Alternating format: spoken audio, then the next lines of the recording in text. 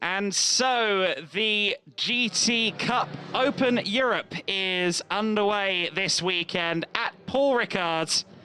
And as you can see, this 5.82 kilometer layout features a mix of different kind of corners, lots of different profiles of corners here at this circuit. It's a very entertaining facility for racing, and we're expecting some great action here today. A good grid of cars in the GT Cup Open Europe this weekend.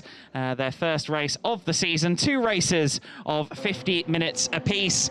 I'm joined in the commentary box by George Morgan this weekend as ever, and as you can see on your screen, and as we'll both allude to, I'm sure, it's quite a hot day here at the circuit. And it must be said, that track temp, 47 degrees. I'm sure the temperatures in the car will be even higher, but 25 degrees in the middle of May. It's very un-British, but I suppose that makes sense. We're in France, after all. Absolutely. The blissful weather here in the south of France. You can see the spectators absolutely loving it. We've got the cars now making their way out on track and heading down the Mistral Straight. Obviously, we got the formation happening before we then make our way to the grid. Of course, Christopher Zockling on top spot after an incredible effort in qualifying, landing that top time as well towards the very end. Jan Lauritsen in behind in P2, who was top of the timing sheets for quite some time, and there was a little bit of a question as to whether we would get back underway in qualifying after the red flag, but heading towards the final moments, it was indeed Christopher Zockling who did get on top, managed to pull off a grandiose result, and I got to say, as clutch finales go, you can't get much better than that, can you, Adam? Very true, very true. As you see, the overwhelming majority of this field is Porsche Cup cars, the 992 and 991 spec machines, but we've also got the Aston Martin here from the Street Art Racing crew. There it is, very well timed from Street Art Racing. Julian Darris taking the start. He is a very hot shoe indeed, so expect him to be working through maybe working up into the top 2 off the start of this race. It's a strong car in a straight line by the looks of it too.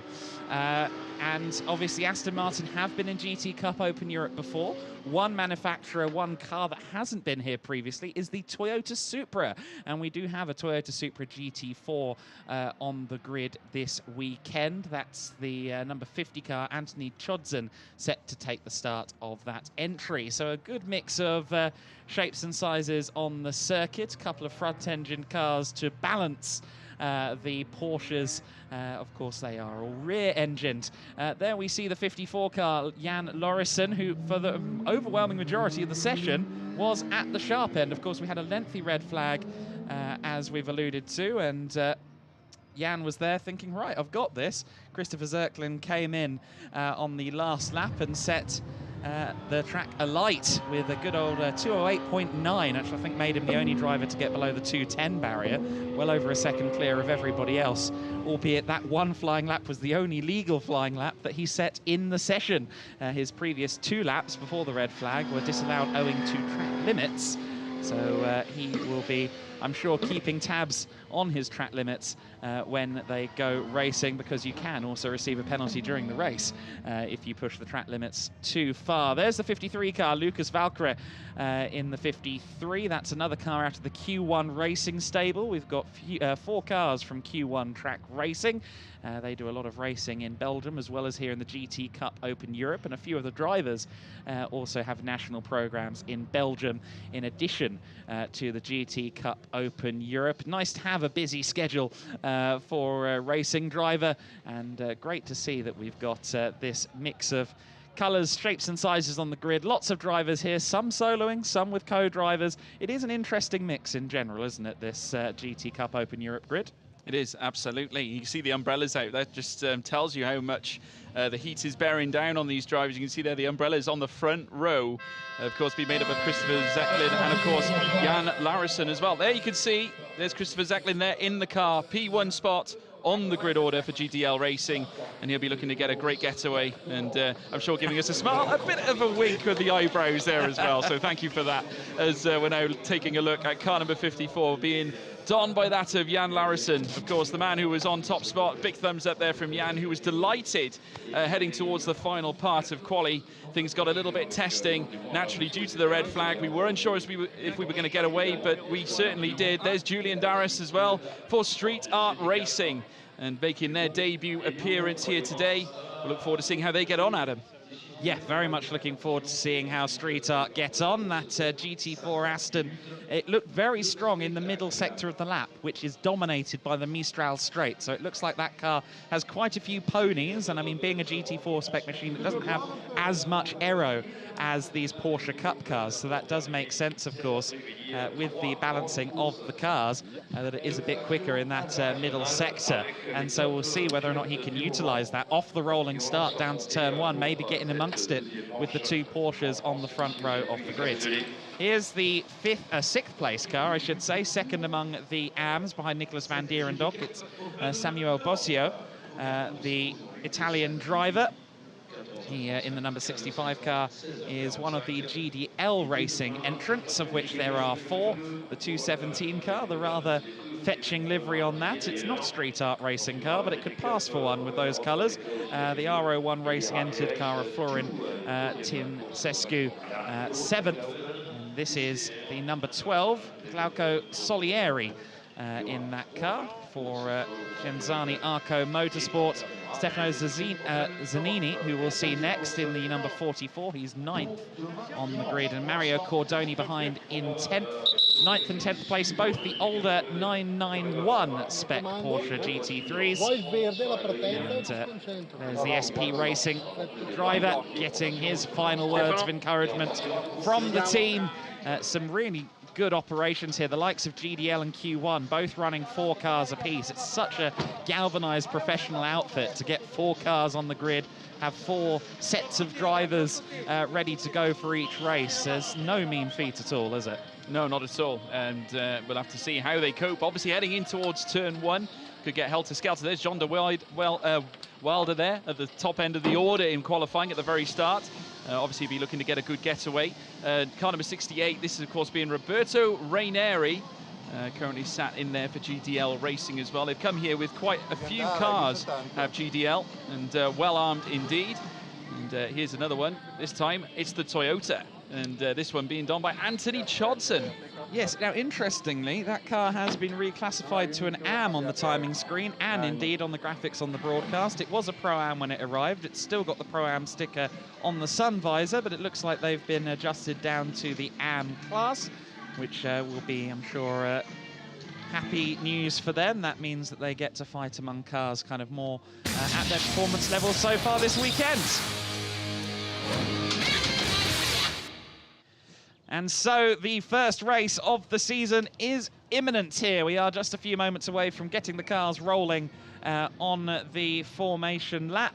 Here is the grid in full. Christopher Zirkling on the pole position, a 208.949 ahead of Lan Jorrison and his 210.335, and all Porsche front row of the grid. Row 2 is the Aston Martin Vantage AMR of Julian Darris, and he's alongside Lucas Valkyrie in the 53. 5th place, Nicolas van Dierendonck in another of the Porsche 992s, the 52 car, joined by the 65, the similar machine of Samuel Boscio. Then it's the first of the 991s, Florin Tinsescu there in 7th place, and Glauco Solieri in 8th position. Stefano Zazzini in the 44 car, and Mario Cordoni in the 66, the highly experienced Italian GT racer in that number 66. We expect great things from him. And then in 11th and 12th, John de Wilder in the 992 alongside another of the older 991s, Roberto Raineri there in the 68 GDL entry.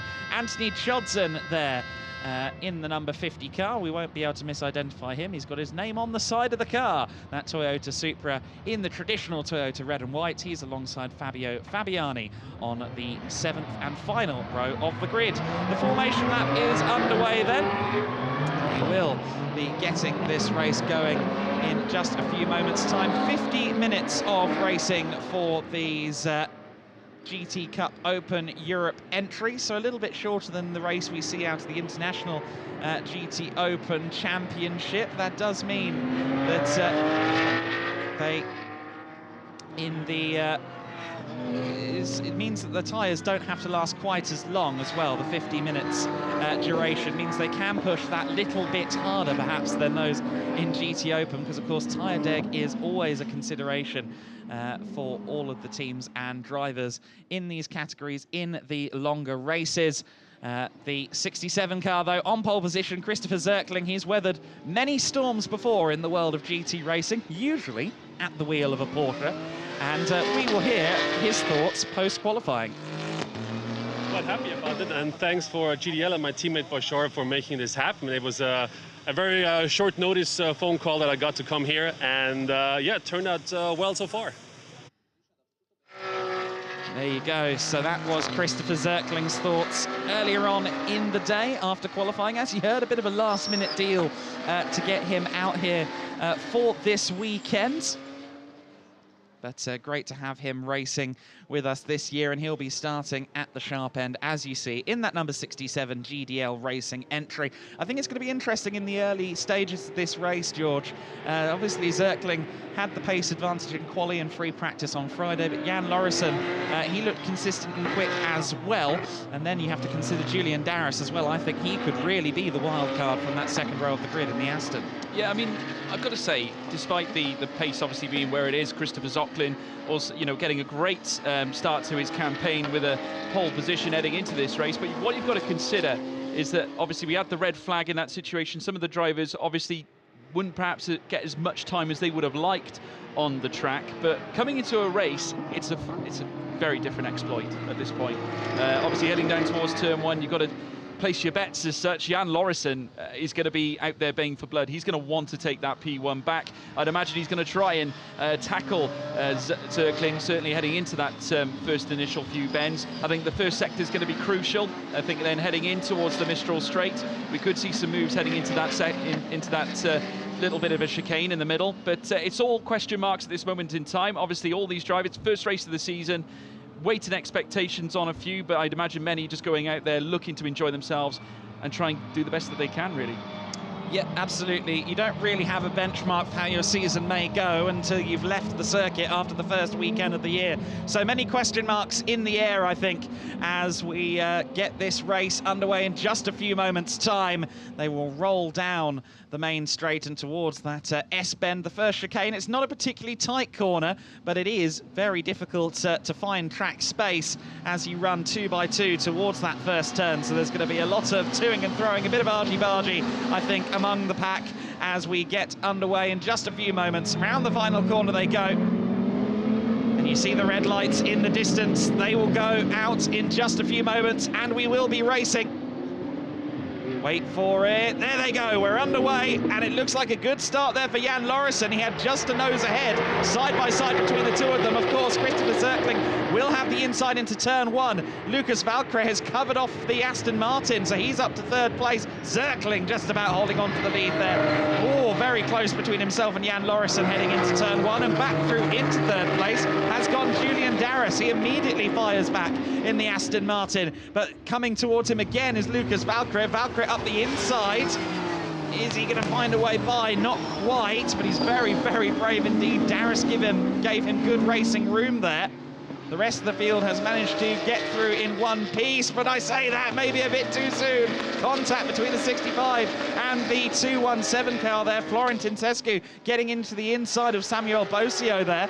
Fortunately, both cars have continued on. Hopefully no damage to speak of there. The 217 car, though, remains in 7th place. It was a bold attempt by Florentin Tescu. Look at the top two, already driving off into the distance. Christopher Zirkling leading the way, and Jan Lauritsen is following him. Certainly is. Zirkling got, I have to say, he had to fight back. Lauritsen did indeed have the better of the starts on the lead down towards turn one. He had the line. Of course, Zirkling was trying to fight back. He certainly did, managed to regain his place. But how about that fight between Julian Darris as well, heading in through the first sector? Lucas Valkyrie looked to have his number, but not at that point in time. We're also seeing now Samuel Boscio as well in the midst of a little bit of a battle here himself, trying to chase down, or get, well, certainly in the midst between Florentin and Tescu as well. In behind, you can see more, 3 wide, heading through turn 11, as you can now see them winding their way through the next straight. That's Glauco Solieri, John De Wilder and Mario Cordoni coming together. Oh, more action there at the back. back there, Adam? Tincescu, I think, has a problem. He's dropping down the order. At the very least, he ran it very wide at turn 10. I think not much room to be had at turn 10 as they approach the end of the Mistral straight. He went wide and he's dropping positions. Of course, he's already made contact with another driver on this lap, and unfortunately, I think he's now down to 10th, if not further down the pack. So it's not been a good lap from Tincescu. He's had trouble on this first lap, and oh, that's Cordoni trying to get up the inside. So I think Tincescu is now 9th place. And look at the Supra, the Toyota Supra getting involved as well. Anthony Chodson there. They race for 9th place further back in the order. Big gap between 2nd and 3rd. There is the 3rd place car of Julian Darris. Lucas Valkyrie there in 4th place, and Cordoni once again having a go. He's up the inside. Look like it's back up to speed again after that contact earlier on. No, Tincescu's sort of just dropping off slightly, not having the best of times out there, getting eaten up by the rest of the field. Zanini going ahead of him, as well as John de Wilder as well. Here's a replay of the moment in the field. Oh, rubbing shoulders, I have to say. Samuel Boscio there at the midst of the fight with Florian Tincescu. And that could have been the precursor that led to his current situation. But nevertheless, the order is still remaining with Christopher Zirkling in front. The gap starting to spring out between him and Jan Lauritsen, out to 7/10 of a second. So he is pulling away side by side now. We're witnessing into the chicane at the Mistral Straight. And this time, we've got the likes of John de Wilder fighting it out with Stefano Zanini as they made their way heading into the chicane. But coming out of it, it was actually Glauco Solieri in the midst of that fight. So they've actually traded places in the midst of that scrap. And there, of course, is the street art car, 007 blazing Julian Darris in 3rd place with Valkyrie still hot on his tail. Yeah, interesting battle for 3rd place this, and Julian Darris, the former race winner in French Formula 4 competition, has been racing GT4s in more recent times over the last couple of years. A great addition to the grid, and a very strong driver coach for Jahid Fazal Karim, who is going to take the car over a little bit later on here today when we have the pit stops. And also an interesting gaggle here for 6th place, isn't it? The 52 car in 6th, Nicholas van Dierendonk there in 6th position. The driver who has been racing GTs for over a decade, has driven all sorts of different things. He's had some experience in Porsches, he's had some experience in Lamborghini Huracan GT3 cars, even Corvette Le Mans cars in his past, and he's currently there in 6th place, just holding off John de Wilde, who has had a very good start, up to 7th place there, having qualified outside the top 10. Great to see him fighting hard in the early stages. Stefano Zanini also looking racy there in 9th place. He follows Glauco Solieri. Yeah, he had a look down the inside in towards turn 1 at Solieri there, and maybe something to come there as well. But certainly Zanini showing a little bit of pace here, speed-wise. He is purple right now as they now make their way in towards the next right-hander. They'll have the Mistral Straight coming up very, very soon. And then you can see just rubbing the rear end there of Solieri's car is Stefano Zanini. Of course, Pro-Am here in this field as they now make their way down towards the straight. Good opportunity here now for Stefano Zanini. If he can unleash the pace and get in the slipstream, he might be able to get him before the chicane in the middle of this Mistral Straight. You can see there the street art car leading the contingent through and heading out of the Mistral chicane. And Julian Darris doing well side by side. And here he comes, number 56, John de Wilder, and just cutting the circuit there, moving off. And obviously, I'd imagine that will be, you'll have to probably give up some of the time there, Adam. I think you have to give the position back, potentially. I mean, he was ahead by the chicane, but he didn't make the chicane. Nonetheless, I'm sure that will get looked at, but ran very, very deep into the chicane in the middle of the Mistral Straight. And here you see a replay of it, just too late on the brakes, tried to get it stopped, but it was not happening. And straight across the tarmac runoff he goes. And we'll see how that is dealt with. Sure enough, he has allowed the number 52 back through, so Van Dierendonk back ahead. A wise move there from John de Wilder to make sure he doesn't have an investigation ongoing in the rear-view mirror. Literally in his rear-view mirror is Glauco Solieri at the moment. Solieri will be fancying his chances to get back past. Solieri did start ahead of John de Wilder on the grid, and he'd quite like to get back around him, but of course, tale as old as time in motor racing. The driver who's on the offensive also has a car right behind him, and sure enough, that number 44 car of Stefano Zanini is right behind the number 12 and could well make a move here. He's in the slipstream, he's closing in on the rear of that Porsche. Let's look to the inside, he thinks. Zanini up the inside, and he's done it. Textbook stuff from Stefano Zanini there to make his way up another position. Very nicely done, tidy stuff. Yeah, he's been following Solieri for quite some time and finally felt that he had the chance to make the move. Heading in towards turn 1, we saw him getting closer on the Mistral Straight on the previous lap, and he's finally been able to get the move done, heading in towards turn 1. There you can see cameras on Van Dierendonk, who's currently sat in 6th place, with John de Wilder in behind him as well. Glauco Solieri now in 8th place, with Stefano Zanini in behind him as well. There you can see car number 67. That, of course, belonging to Christopher Zirkling, who has now pulled out the gap to 2.8 seconds, Adam. Incredible. He's making some real strides here. He really is. He'll be wanting to hand the car over to Bassar Mardini in as good of a position as he possibly can. And well on the way to doing that at the moment. Bouncing across the curbs goes this battle for what is 6th place, Nicholas Van Dierendonk. Holding on at the moment. We've seen that John de Wilder fancies an overtake. He's tried it once, and we'll see how long it takes him to find another opportunity to do so. This is also still ongoing. Julian Darris versus Lucas Valkyrie there for 3rd and 4th place respectively. Darris going a little bit wider through turn 11, straightens up his exit out of the corner. Very good stuff from Darris. The Jetcraft-backed 007 Aston Martin out of the Street Art Racing stable, 3rd overall at this stage, and these two all consumed with their scrap with one another. They're quite a way behind the top 2. They're quite a way ahead of the battle for 5th place.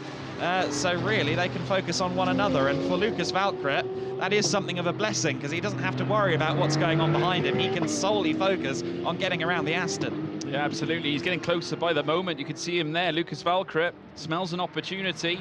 And certainly Julian Darris, shaken but not stirred, making his way down through towards turn 1 in the Aston Martin. And of course 007 be looking to try and hold on to 3rd place right now. There you can see Lucas Valkyrie in 4th, just hunting on the rear. Will have a chance, I would imagine, heading down the Mistral Straight, and I'd imagine that's exactly what he's trying to tee up here, as we're now watching them make their way down through towards what will be the next right-hander, the precursor then to the main straight, and around the Virage du Camp into the Saint-Baume as part of the sector, and then down the next straight. Oh, he sent it down the inside. A bold move, but classily done, I have to say. Well done, Lucas Valkyrie. That one came out of nowhere, but he timed it to perfection, and now he's moved up to 3rd place. Adam, that was satisfying to watch. That really started at the Virage de la Hotel. Darris went a bit deep into the corner, turn 3, Virage de la Hotel.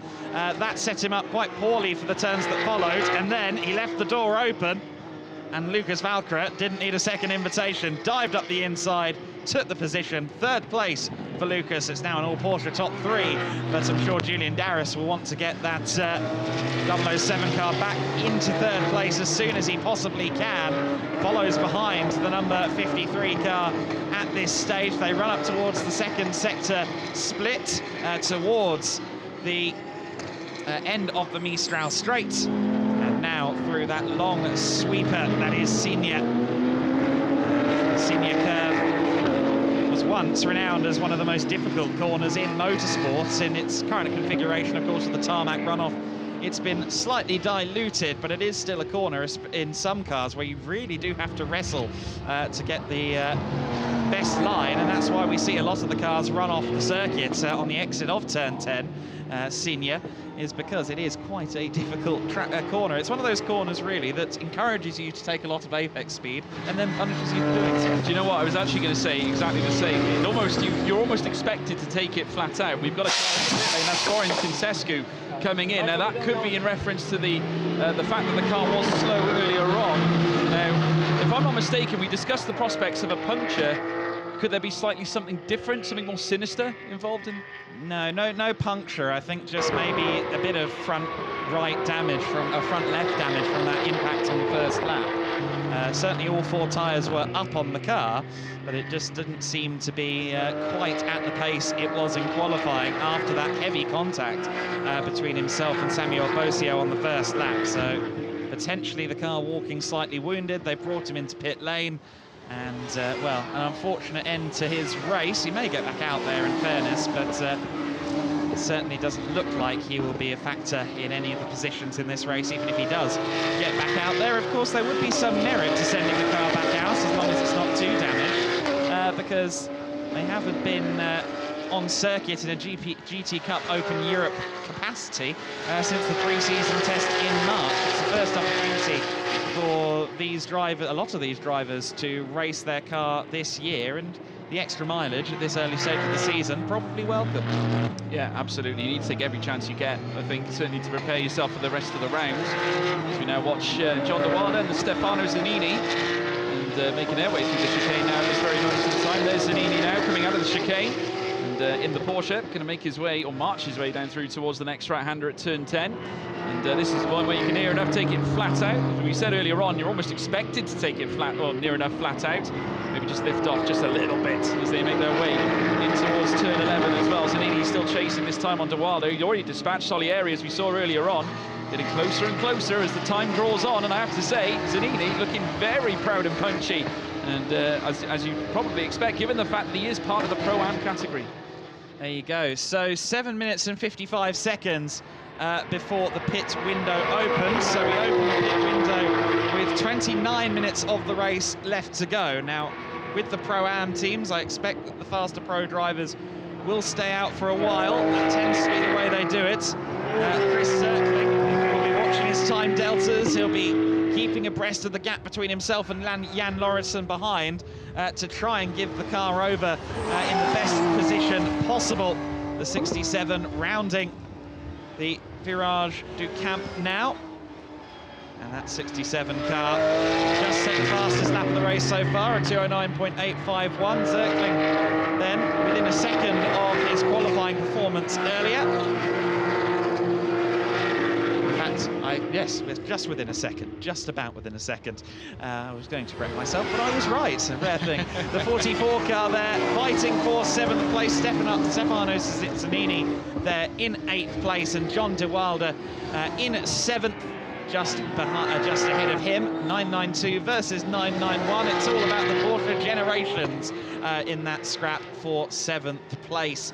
And it's been so interesting over the years to see the evolution of the Porsche Cup cars. If you look at the early ones, the 964s and 993s, they were basically road cars with roll cages. That usually is how most single-make series start. And over the years, they get more and more intense, more aero appendages, more power. And here are the beasts you see today, the much developed racing spec cars, and Zanini there taking too much curve. Did very well to hold on to the car. Well held, Stefano, but he's lost himself a little bit of time there to John de Wilde, but he'll still be right on the back of the 56. Yeah, he's sort of got a little bent out of shape heading out of the Mistral chicane, got a little squirrely, but managed to hold on to it. There you can see Solieri, who I would imagine would have pounced on that just to gain a little bit of time back. 9/10 the difference between the pair right now. Zanini still looking to try and close on John de Wilde. Obviously at this moment in time, Wilde doing okay at this moment, keeping Zanini in tow, but obviously, as we're now watching, a couple of mistakes starting to creep in as now we're seeing them around the next left, and now the gap that de Wilde did have before has just been brought back down now to within near enough half a second, very nearly 3/10 in fact now, as we can see them making their way in towards the next left. But still, at this moment, Zanini probing, and as they round the next left, they've got the final right to take, turn 15, and again, I'm sure he'll make use of this long stretch now. Zanini, who has already shown that he's capable of utilising the straight line speed, maybe getting in the slipstream now of John de Wilde, will give him an opportunity towards turn 1. The gap might be a little bit too far, though, in order to get executed, at least at this moment, but he might have a chance on the outset of Sector 1 to make a move down the Mistral Straight. I'd imagine that's what he will put in tow. Samuel Boscio there in 5th place, just ahead of this battle that we're seeing. Of course, he is the leader in the AM class, so this scrap between Van Dierendonck and John de Wilde is also for second in AM. The car, the number 44, Stefano Zanini, that is a Pro-Am entry, so it doesn't factor into the class battle at all. Of course, I'm sure the class battle couldn't matter less to Stefano Zanini. He's all about making up these overall positions at this stage in the race. Oh, I think he's a bit slow there onto the Mistral Straight. Let's see if Glauco Solieri can challenge. Solieri's closer to the back of Zanini than he has been for the last couple of laps. Let's see if a move is forthcoming. I don't think he's close enough. Oh no, he maybe disagrees. Looks to the inside. Not close enough on that occasion to dive up the inside. But looking racy. It's a great little scrap for six. This is, isn't it? Because sometimes it's Van Dierendonck and De Wilde having a fight. Sometimes it's Zanini and De Wilde. Sometimes it's Solieri and Zanini. It kind of filters back and forth between the four cars as to who's having a scrap at that moment. It's certainly a close match pack of four. Yeah, well, Zanini was the one who usurped Solieri earlier on, so this would be Solieri taking revenge on Stefano Zanini at this point as they head in towards the next right at turn 11. And then they're going to send it round towards turn 12. We're now into the final sector proper on this lap here with just over 32 minutes remaining here in this race. Of course, very soon pit stops will be applied and we will be seeing some driver changes as well, as we're now watching car number 44, Stefano Zanini, make it. Oh, again, twitchy. Now, I'm starting to wonder, is there an issue somewhere? Because he's starting to sort of see the car losing a little bit of grip out onto the track. The apex there, I think he might have missed it there slightly as well. You can see there's Solieri in with a great chance here of potentially taking this away from Zanini. Oh, he spun! Now, oh, very well avoided there by Solieri, but that, exactly what I was saying, the car has been looking twitchy on the past few laps and his luck was undone around the final corner, and now Solieri picking up the crumbs will move up into 8th place, but it just goes to tell you, Adam, it did look unsteady. Yeah, something up with the balance of the car by the looks of it in the last couple of laps, and it finally bit him coming out of the final corner. Here is the 53 car of Lucas Valkyrie, still ahead of Julian Darris. Here's a replay of that moment. Very well avoided here by Glauco Solieri. Just about avoided collecting the rear of the car there as Stefano Zanini continued to spin. And yeah, I think more than anything, I think just asked too much of the throttle there in kind of mid-corner. Was a bit early on the power application, but yeah, something's looking amiss, isn't it? It's been a bit sideways for a few corners, as you can see on the replay. Maybe pushing too hard, maybe some issues with the balance on the car, but nonetheless, he has continued on. We just see that in the back of shot. He has also retained 9th place, but he now has Mario Cordoni for company, so that could well end up being a scrap for 9th position. However, for now at least, that's promoted Glauco Solieri up a position into 8th place, and let's see if he can match John De Wilde. Something else going on further back here. That's Mario Cordoni. Oh, turn 11, biting. Actually, no, sorry, that's Roberto Ranieri in the 68 car. There's very similar liveries on those two machines catching me out. The 68 car with a spin, so that's Roberto Ranieri having a moment down at turn 11, down at Boscio. But he will now continue on, hopefully, without too much drama. Here's the 67 car, though, still leading the way. Zirkling putting in qualifying lap after qualifying lap, 8.4 seconds clear at the moment. He's definitely charging, isn't he? Yeah, I think, well, you got Anthony Chodson, I think, was thanking his lucky stars, managed to move up to 11th place now for the Toyota off the back of that error from Ranieri, and now he's got some time to make up, so no questions as to why he's pushing right now. He's going to look to try and close the gap back on Anthony Chodson to try and move himself up from 12th place. So we'll keep our eyes peeled as to whether that gap comes cascading downwards. I'd imagine that's exactly what he's going to be looking for, as we're now looking at him make his way down the Mistral Straight towards the chicane now, and no doubt look to try and put a bit of a spoke in the wheel at this point for Anthony Chodson. But there you can see in the rear as well is Fabio Fabiani right in the distance, looking to try and close on the gap on Ranieri. Oh, sorry, Zirkling we're actually looking at. The camera's changed. I missed it, Adam. I missed it. Been following Zirkling for a while. But, yeah, the 67 of Zirkling, our race leader. That's Jan Lauritsen in the back of shot that we saw. 8.4 seconds the gap as of that lap. And I must say, Lauritsen is still pressing on. He actually had a personal best first sector on that last lap. In the early stages, he was right there in the wheel tracks of the number 67 car. And Zirkling has since dropped him, and that's unfortunate. Ranieri into the pit lane, although the drivers, I just should point out, the driver's change window has just opened. Now, is this Ranieri already out of the car and has already handed it over? I think he came in a bit early to do a driver change, but we'll wait and see for the timing screen to update itself as to whether Ranieri is still at the wheel. I think he might have just come in to check up the car on an unrelated stop. And so the 68 car back out onto the circuit. Yeah, absolutely. I'm not sure whether there was a change made. Ah, yes, of course. He's a solo driver. That's what you're trying to point out to me. Sorry. Yes, understood. Yeah, just trying to say, obviously, a couple of drivers here out on track are obviously flying solo here in this race this afternoon, so only going in for their necessary maybe tyre changes and also, you know, a little bit of a splash as well, but getting certainly the car back out on track, and nevertheless are going to push on and try and see if they can make some inroads into their time, certainly, as we're now seeing more cars venture into the pit lane. And this one, another, is Lucas Valkyrie, who's currently sat in 3rd place. So no doubt there's going to be a change. Well, no change there either. Well, actually, no, there is. Dirk Schouten. Yeah, Dirk Schouten taking the car over. Number 53 will have a driver change. The Frenchman will hand over to the Dutchman, that 53 car from the Q1 Track Racing stable. As we said, they're running 4 cars, so busy team.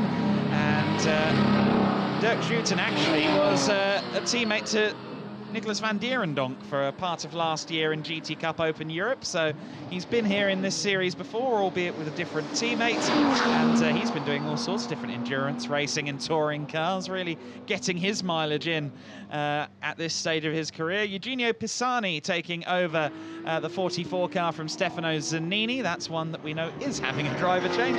We do have the documentation here. I just managed to get my numbers mixed up a moment ago. Zirkling still out there on circuit. I'd expect he'll push this driver change to the limit as best he can, although maybe they might go for the fair democratic route of splitting the race exactly in half. Different teams have different approaches to this. Different AM drivers have different approaches to how much time they want in the car as well. The 52 and the 56 still at hammer blows here at the moment. John de Wilde all over the back of Van Dierendonck at this stage. The 68 is back in again, so I didn't think he'd come in during the pit window. Roberto Ranieri back into the pits for a second stop, so I think he did come in to see if the car was okay, and has now come in to serve his actual pit stop. So 2 stops now, unfortunately, for Ranieri, as the very similar looking 66 car of Cordoni comes out just ahead of Christopher Zirkling. Well managed between the two of them. Zirkling in 67 now continues to lead the way. Absolutely, Zirkling is looking to put in some serious laps now to allow his teammate to then jump into the car. So a tactical exploit here, no doubt, for them as he makes his way through Sector 1. Leading the race relatively comfortably right now. Jan Lauritsen currently sat 9.7 seconds back. So obviously the driver changes in the pit stops are going to determine, you know, potentially a lot of changes as well. In comes the street art car now, and that's Julian Darris jumping out of the car. You can see there Yahid Faisal Karim now looking to jump straight in, and no doubt they'll do the necessaries and then get ready to go to venture back out onto the circuit. And there's Zirkling, who is now well clear, because obviously he'll be, well, ploughing more time upon Jan Lauritsen, or looking to do so at this point, heading through the Mistral chicane yet again, and up through towards Sector 3 here with 24, within the 24-minute mark right now, and it's all to play for at this moment, Adam. Yep, 3 minutes and 45 seconds left to go, so he could do another lap or so. That was quite a spirited entry there. Anthony Jodson handing over to Patrick Zamparini, the number 50 car being handed over. The driver who's just getting out, Jodson, he took a class win at the 2016 Gulf 12 Hours. He's been driving GT cars for a while, and Zamparini also claimed a victory in the AM class in the GT2 series last year as well. So 2 drivers who come into GTOpen Europe with a lot of success behind them. Here comes the 67. Yeah, is it coming into the pit lane? Looks as if it is. Yes, in comes Christopher Zirkling into pit lane. So with 3 minutes of the window left to go exactly, he comes into the pits. Let's see what Lauritsen does from second place. Just keeping an eye on the back of Shot. He's in too, so the top 2 drivers both into pit lane. This is going to be very interesting. Yeah, no driver change for Jan Lauritsen either, so he stays in the car. So whether that makes a difference, we'll have to wait and see, because obviously coming into the pit lane, they don't have to get into the issue of changing drivers or getting the belt switched over or anything like that. It's all a case of just sticking in the car, just getting the necessaries put on, obviously tyres, etc. In comes now Jan Lauritsen, following in behind, sitting in the pit box. Now, the pit stop change is underway. Opens up the door, just allows a little bit of cold air. As you can imagine, the heat inside those cockpits right now is bound to be blistering. The temperature here at Paul Ricard is enough to sweat over, but you can imagine when you're in the midst of a competitive race, you know, it only throws up more pressure and more cars start to come in. It's a very busy pit lane here now, Adam. It is indeed, yes. The pit lane filling up quickly. I tell you what, Jan Lauritsen and anyone else soloing will be very happy that we don't have the same rule that some historic racing series have, where you actually have to run around the car if you're not having a driver change. You wouldn't want to do that in this weather. Yeah, the 52 and the 56 cars come in. Laurent van der Velde and John de Wilde both into the pit lane to serve their stops, and out together the 67 and the 54. Game on. Bassar Mardini then still in the lead in the 67, but Jan Lauritsen out right behind him. Very interesting indeed. This could be a lot of fun. The 54 car right in the wheel tracks. We've got a battle for the overall lead. These two were very evenly matched in practice in terms of lap time. Let's see how it goes in a race. Lauritsen all over the back of Mardini. They're both in the car for the first lap, so there's no real advantage in terms of someone having already done a lap or anything like that. Lauritsen up the inside, not finding the room. Bassar Mardini doing a good job. The Canadian driver holding the lead for now. Zirkling has put in the groundwork from the lead, and he's handed over to Mardini. He will be willing on Mardini. Everyone at GDL Racing will be willing him on, and I think this could be a battle that goes on for quite a long time. We'll have to say, so much for the 9.5 seconds they had before. Obviously, since the driver change and everything, it's like I said, folks, if you've got one driver that stays in the car, it obviously helps. It happens. This is it. This is competitive racing, folks. Here's the replay. Oh, wow. That's the street art car that's come off there. That being driven by Yahid Fazal Karim. As we're now watching the regain in the battle for the lead here down the inside now for Jan Lauritsen has a look in towards turn 10. Helter-skelter around that very fast right-hander as they head into sector 3, giving Bassar Mardini something to think about here as they head around turn 11. But you've got to give credit to Mardini. He's still holding on, putting the car in all the right places to keep Lauritsen at bay right now. But you have to wonder whether his number might be up soon, because Jan Lauritsen is looking absolutely menacing here, as we now find out that the driver change has now come to a stop, Adam. There you go. So everyone has their stop. They've all been good. And we can now focus on the racing. Lauritsen again looking to the inside. He doesn't want to wait. He's got 20 minutes of the race left to try and make the move, but he wants it now. Can't get up the inside on that occasion, but great racing between Mardini and Lauritsen here as they run down the main straight towards those S-bends. It's not a particularly deep braking zone at turn 1 and 2, but it is long enough for an overtake to happen. He's in the slipstream is Lauritsen. And Bassar Mardini not having to cover off the inside on that occasion, but he has run slightly into turn 1. Has Lauritsen got a move incoming, perhaps at Virage de la Hotel? I think he's a little bit far behind for the move, and he agrees, decides to just stay behind Mardini for the time being, but this is always an overtaking opportunity at Camp. Can't make the move there either, but these two drivers, as I alluded to, in practice they seem evenly matched, and I was kind of hoping they'd end up together on the circuit at some stage. We're seeing it now. Mardini versus Lauritsen as they head out onto the main straight. A replay of another issue there for Jahid Faisal Karim, and just about saved there by the tarmac runoff. Just tried a bit too hard on the brakes into the chicane. Here comes Lauritsen. He's made the move up the inside. He's going to get the car stopped, but Mardini will fight back. Mardini trying to get a square clean run out of turn 9 to try and draw back alongside, but I don't think he's quite going to be able to do so before they get to the end of the Mistral straight. A great move from Jan Lauritsen there to take the lead of the race. Very well executed. Yeah, he sent it in towards the central chicane in the Mistral straight, and now you can see there that Bassar Mardini is looking to try and gain again, because of course he'll have the benefit of slipstream now on Jan Lauritsen, who currently leads right now here in this GT Cup race. And I'll tell you what, this is what racing's all about, folks, especially here at Paul Ricard, with the lovely long straights that we get to witness in the middle sector, and then of course the home straight at the start of sector 1 as well. Heading into sector 3, here's a replay of that move. Jan Lauritsen incoming into the chicane. Lovely, well executed. Bassar Mardini did try to have a look at a switchback, but just could not quite pull it off. He did good around the outside, but always the better line for Jan Lauritsen, and he was able to pull that off and hold that P1 as well. Yeah, great move from Jan Lauritsen. The 54 car leading the way at the moment, having made the move on Bashar Martini.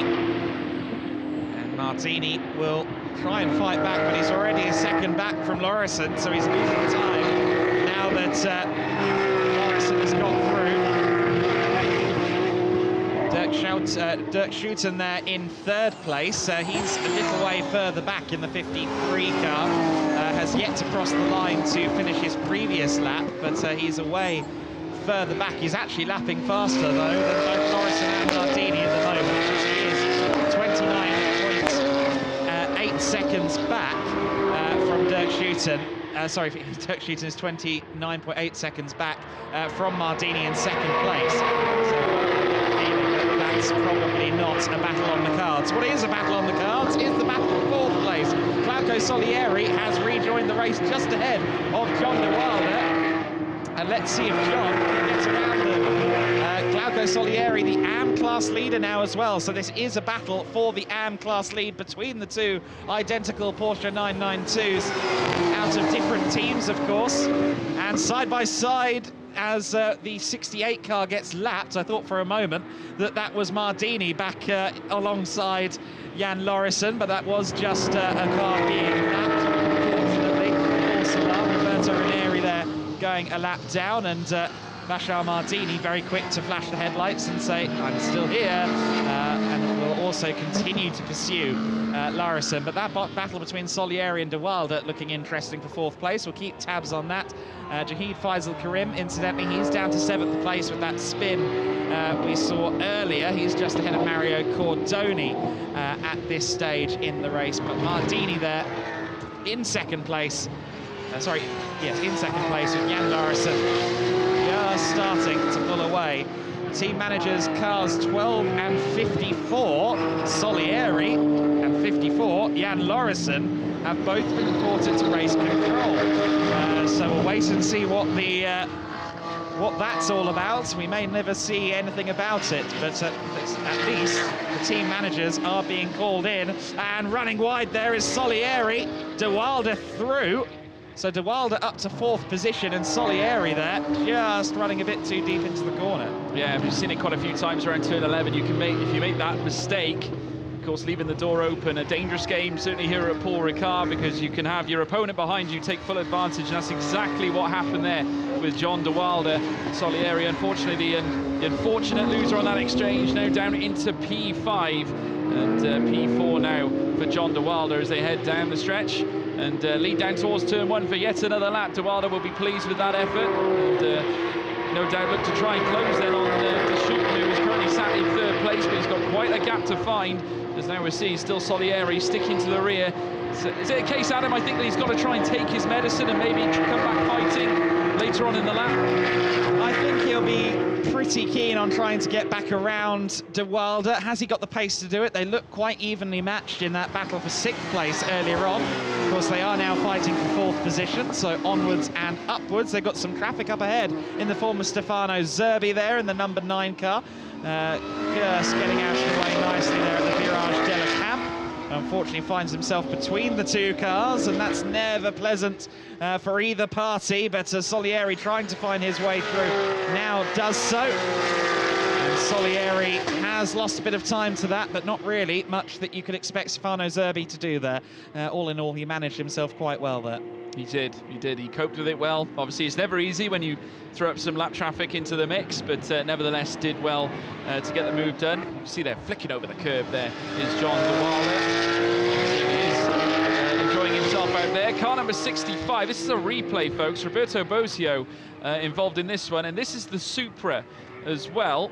This, of course, being driven by Patrick Zamparini. Gets the move done, ran the inside, heading around the final corner. Very smartly executed.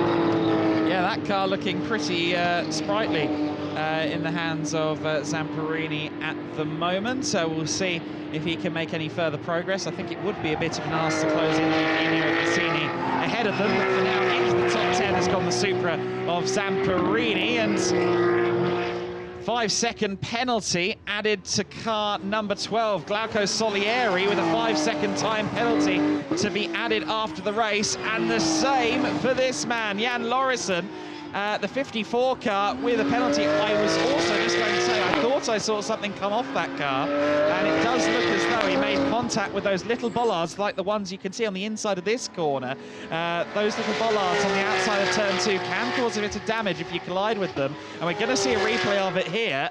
The 54 car did indeed stray a little bit wide, clipped both of them actually. It was the second one that did the damage, and you see there that front splitter is now a bit second-hand, so he's 3.8 seconds clear. He's got a 5-second time penalty to be added to the race, and he's just damaged the front end of the car. This could be very interesting. Bashar Mardini only 3.8 seconds behind, so as if things stay the way they are, then Mardini wins this race at this point as they head around the next right-hander. Still Lauritsen in front in terms of what's going on track right now, but in terms of the wider picture heading into the latter part of this race, this does mean that Mardini will be the race winner should it stay like this. But we've still got 12 minutes still to go. Lots can happen. Here's another replay as we're just clued in. This is Mario Cordoni down the inside here of what looks to be the street art car of Yahid Fazal Karim. And he got that move executed in towards turn 1. But still, here we go. Jan Lauritsen, 3.8 seconds. That gap has now pretty much stayed. Heading around the final corner now.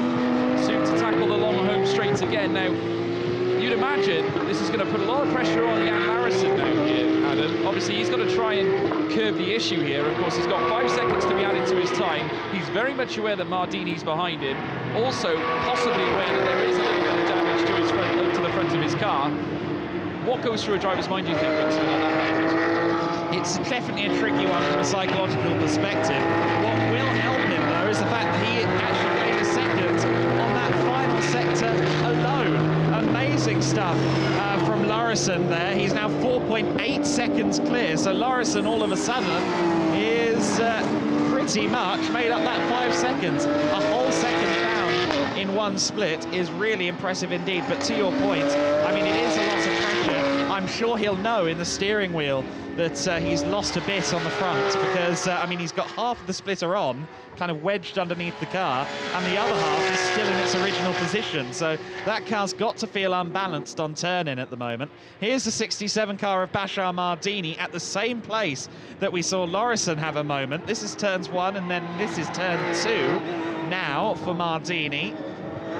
And does he flip anything? No, he doesn't, but he's pushing on. Oh, you see there that he very much is pushing on, pressing hard to try and make up this time, but looking quite unsteady, that car at the moment, as he tries to squeeze every last inch out of it. These Porsches are typically quite raggedy cars on the edge, and here are 2 others having a fight. Mario Cordoni with Eugenio Pisani behind him. Pisani up the inside, good move, very well done again. The 44 car up into what is now 7th position, so he's managed to get himself past Yahid Faisal Karim as well, and has now managed to get Cordoni for good measure. So Pisani really putting in a solid effort here, and overtakes galore from the 44. Yeah, making the most of the overspeed heading in towards turn 1, managed to get himself lodged in behind what looked to be Cordoni at that point, and unfortunately Cordoni having to give way to that of Eugenio Pisani in towards turn 1. So very well executed, and I've got to say he'll be delighted now in making his way up into 7th place. Obviously he's got a little bit of work to do to find Laurent van der Velde, who is around 7 seconds up the road. And as you can see now, this long stretch on the Mistral Straight leading in towards the chicane now. Of course, a lot of time can be gained in chicanes, has to be said. A little bit of a twitch there from Pisani's car as it makes its way through. Just the rear left making a little bit of a twitch. But there you can see, there is car 54, Jan Lauritsen, comfortably ahead now, 6.7 seconds. So that's negated the 5-second time penalty. Of course, when that's taken off, that will leave a solitary 1.7 should it stay like this, Adam. Not entirely comfortable, I grant you, but at the rate he is making up time, I think Jan Lauritsen has cause to be optimistic. Mardini not quite able to match his pace at the moment, but he presses on nonetheless, and he'll be hoping that Lauritsen maybe starts to lose a bit of time with that damage or something else to try and close back in within that 5 seconds. But the form book, the data currently very much pointing to Lauritsen continuing to hold this lead even with the 5-second penalty.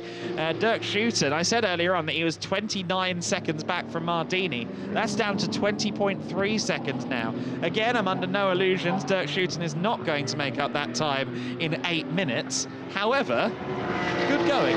I'll give him the plaudits for that. He's certainly pressing on in the 53 car, another of the cars out of that Q1 track racing stable, as is this number 54. I think you can see there the understeer being induced by that damage on Jan Lauritsen through turn 11. It did look like it was really understeering, and with front splitter damage, it doesn't take much to affect the balance of the car. Bashar Mardini in the 67. Let's see what the split is at the end of this lap. It's 6.7 as of the last lap, and we'll have to see whether or not that has gone up again.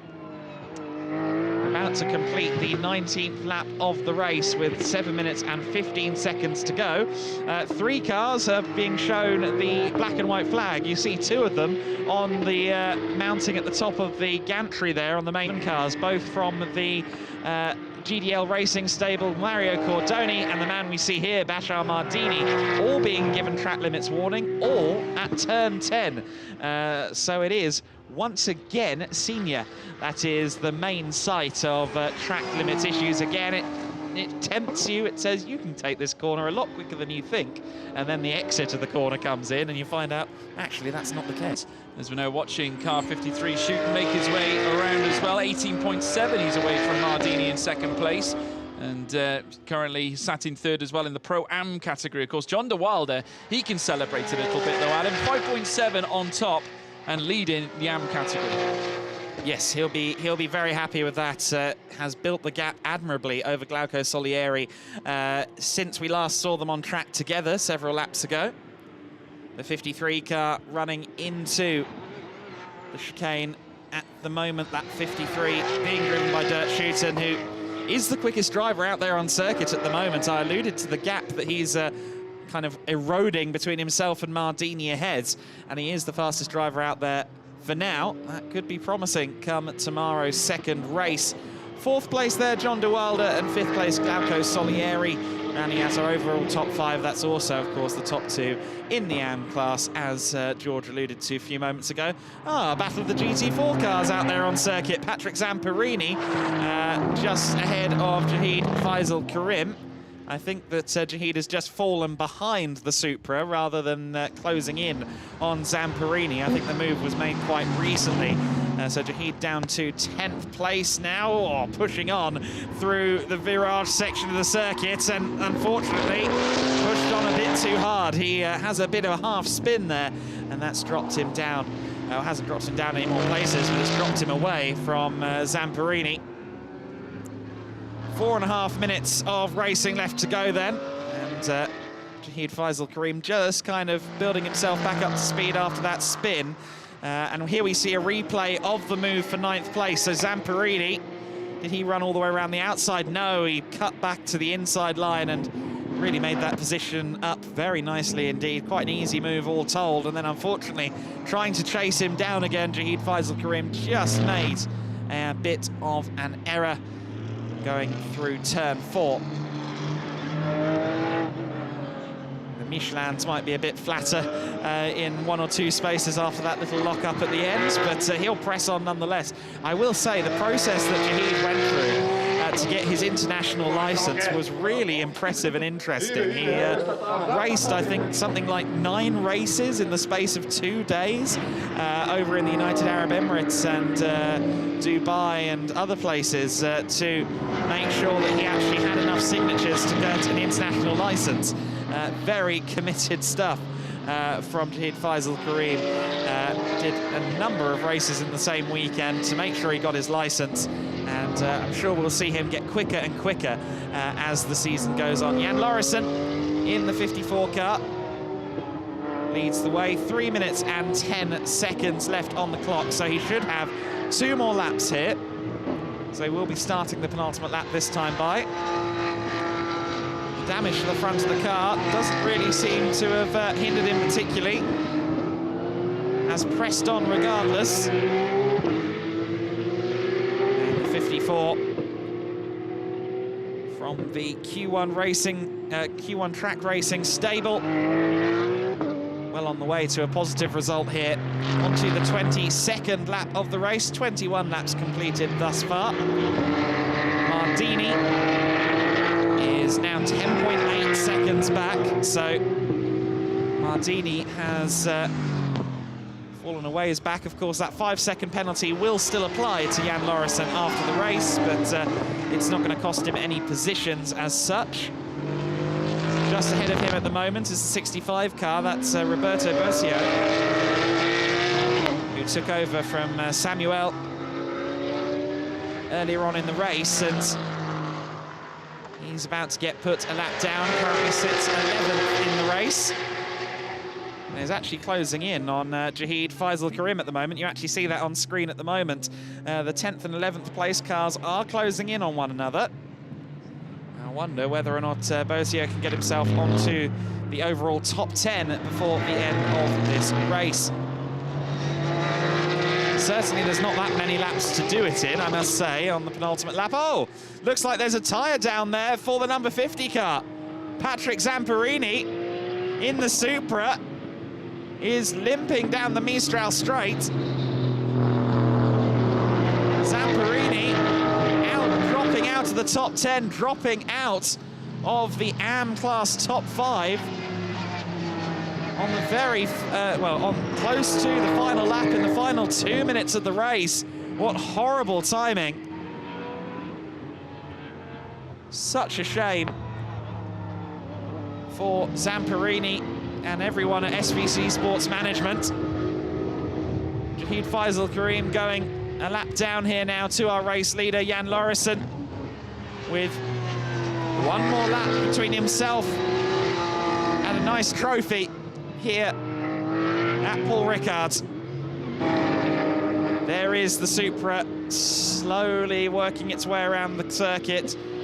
Unfortunately, that tyre is down, but he is being very considerate and wise by driving around the circuit slowly. Of course, if you drive too fast with a tyre carcass down like that, you can very quickly cause damage to the car. And that is not something a team would like to see. So Zamparini being wise. Unfortunately, though, his race is over. Lauritsen on the final lap of the race. Still keeping an eye on what's going on behind him as well, because Faisal Karim is indeed losing time to Boscio. Roberto Boscio only 1.6 seconds back at the end of the previous lap, and he could well make that move for 9th place overall. Of course, it was a battle for 10th. You see it in the back of shot. It was a battle for 10th, but it's now a battle for 9th, courtesy of Patrick Zamparini's puncture. Jan Lauritsen through the chicane for the final time. Still picture perfect on the brakes into turns 8 and 9, the chicane here on the Mistral straight. Not very often these days that we see the Mistral taken in its full form. But that chicane does make an extra braking zone and an extra overtaking opportunity on the lap. And we've seen some great overtakes out of a few of the drivers in this GT Cup Open Europe race. Around the 11th turn of the lap, the second apex of Busset. And just 3 corners between the 54 car and a victory. Jan Lauritsen just now coming around the Virage de la Tour as the 50 Toyota limps back home with that puncture. No such issues around the Virage du Pont for the final time. Goes the 54, and it's Jan Lauritsen, the solo driver, claiming a win here in Paul Ricard. What a result for the Q1 Racing team really guns the engine there across the line. A little bit of a rev of excitement out of Jan Lauritsen, who takes the win. The 67 car Bashar Mardini, even with that time penalty applied to Jan Lauritsen, will still finish in second place. Third place, Dirk Schouten across the line. Was again lapping really quickly, even set a personal best first sector on the very final lap of the race. A good indicator of speed to come for Dirk Schouten. He and Lucas Valkyrie will be looking to progress in the next race tomorrow. 68 car coming across the line, that's Roberto Ranieri taking 11th place. Of course, his progress rather hampered by the fact that he had 2 pit stops. Pit stop just before the window to check if the car was okay after a spin, and then a subsequent pit stop, which of course was the mandatory stop that you have to make in the middle of the race. 4th place across the line, John de Wilder has just crossed the line, and here is the car that finishes 5th and second in Pro-Am behind de Wilder, Glauco Solieri taking 5th place, and second in Pro-Am, John de Wilder taking the Pro-Am win just ahead of him. Eugenio Pisani will be 6th place in the 44. So 6th overall for him. That will be a decent result. It's also 4th place in Pro-Am for Pisani and Stefano Zanini. Laurent van der Velde and Mario Cordoni also expected across the line in 7th and 8th place respectively. And just to mention, Jahid Faisal Karim did hold on to 9th place there, despite the fact that Roberto Boscio was closing in quite quickly. Jahid Faisal Karim kept his composure and finished the race in 9th place. A jolly good showing then from Jahid in the 007 car to take 9th place. Had a few moments that we caught earlier in his stint, but seemed to have the car back under control by the end of the race. And again, very, very new driver indeed. We'll see him improve and grow as the season goes on. Jan Lauritsen taking the win, then a great showing for him. Mardini and Zerkling taking 2nd place, 7 seconds the gap once the penalty was applied. Valkyrie and Schouten in 3rd place, John de Wilder in 4th, and Glauco Solieri finishing in 5th place. Pisani and Zanini taking 6th in the number 44 car. Van der Velde and Van Dierendonk in 7th place ahead of Mario Cordoni. Of course, Cordoni 4th in AM. Van der Velde and Van Dierendonk rounding up the top 10 in the AM class. The 007 Aston Martin Street Art Racing claiming 9th place. The Bosios taking 10th in the number 65 car. And a few other finishes. Roberto Ranieri taking 11th for GDL Racing in the 68. Fabiani and Zerbi taking 12th. Patrick Zamparini with that puncture eventually classified 3 laps down, and the one car we did lose during the race was of course Florentin Cescu, who had that contact on the first lap and ended up pulling into the pits a few laps later. Some slight damage then to that number 54 car's front splitter, as you can see. Would be curious to know whether that did affect the driving at all for Jan Lauritsen, but certainly he continued to make headway. Once he was past Bashar Mardini, built a nice, comfortable gap, and I'm sure we'll come out of this race with a big smile. Bashar Mardini pulling up 2nd place there. A good first result for him, along with Christopher Zerkling. And Dirk Schouten rounding out the overall podium, and of course the Pro-Am podium here today. Jan Lauritsen, the solo driver, will be happy with that one. That's good to see. Some happy faces from the Q1 Racing duo. That was, I believe, Dirk Schouten handing his congratulations to Jan Lauritsen there. Mardini out of the car. Second of all, the guy somehow jumped the pit stop by 10 seconds, and then he only got a 5-second penalty. It sounds like discussions there from Zerkling. They will debrief long into the night to make sure that they can claim a victory tomorrow. Certainly Zerkling had the pace today, didn't he? And Mardini looked strong too. And here is there is Schouten, so that wasn't Schouten congratulating Lauritsen, but there's lots of drivers down there at Q1 Racing, all of whom are handing their congratulations to Jan Lauritsen, our race winner, and Mardini doing the same as well. We will soon hear from Jan Lauritsen as he gets the photos. Here are the top three then, in Pro-Am and overall. The 53 car, Dirk Schuiten, rounding out the podium positions. Second place, Bashar Mardini in the 67. Jan Lauritsen, though, was our race winner today. Despite the best efforts of Christopher Zerkling to build a gap, Jan Lauritsen is our race winner for the first race of the season. Let's hear from him now, down in the pit lane.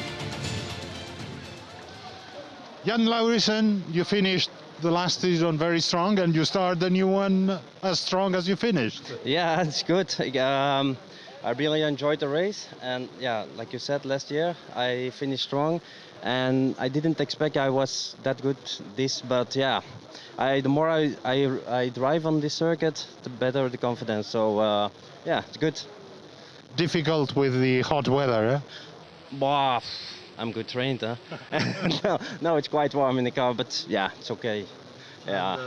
Nice fight, I think we will have this year throughout the season. Yeah, looking forward for the rest of the season. Yeah. Good start, well done for now. All the best. Thanks. Smiling face, despite driving solo for Jan Lauritsen. Let's take a look at the highlights then. And as we got underway, it was Christopher Zerkling defending against our eventual race winner, led into the first corner. Julian Darris managing to hold on to third place, despite the best efforts from the number 53 car of Lucas Valkyrie. Bit of contact between the 65 and the 217 car. Florian Tintescu would ultimately end up retiring from the race. Meanwhile, it was a good scrap for third place, and eventually Julian Darris left the door just open enough. And the 53 of Lucas Valkyrie managed to make the position. A spin for the number 44 car, very well avoided by Glauco Solieri to not collect. It was Stefano Zanini in the car at the time. The 67 with the driver change there, Zerkling out and Bashar Mardini in. Mardini and Lauritsen rejoined the circuit practically together, and Lauritsen through into the lead. Lauritsen did have a penalty for not having quite a long enough pit stop, but nonetheless, he would continue on and take the win. Jahid Faisal Karim with a couple of spins, but he still finished 9th, ultimately in the Jetstream Aston. But no one was quicker today in the last part of the race than Lauritsen, who took a well-deserved win. 50 minutes of hard work at the wheel of that car. He's a solo driver, don't forget, so he had to bear the full weight of driving in these very, very warm conditions here at Paul Ricard today.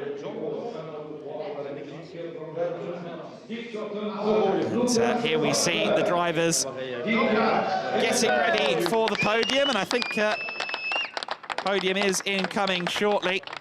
I will say, if you're one of the drivers soloing the 70-minute GTOpen race that follows this, you're going to be watching Jan Lauritsen there and thinking, oh dear, it is a warm day, isn't it? This is going to be rough. There's two drivers going solo in GTOpen later today. The podium's ongoing then. That's Dirk Schuiten there with Lucas Valkyrie. Third place in the overall classification. Second place, Bashar Mardini there, the 67 car. Mardini and Christopher Zerkling now heading out onto the podium. Mardini and Zerkling there, and here is the solo race winner, Jan Lauritsen, with the top step of the podium.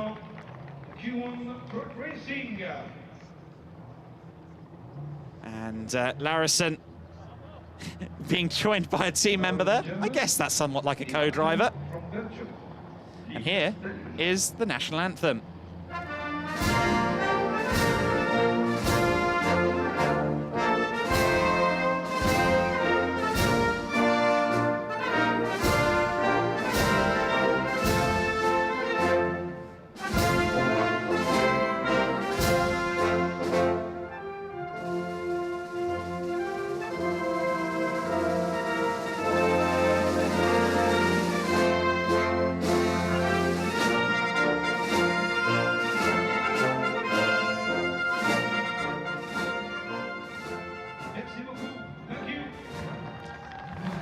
Congratulations again to Jan Lauritsen.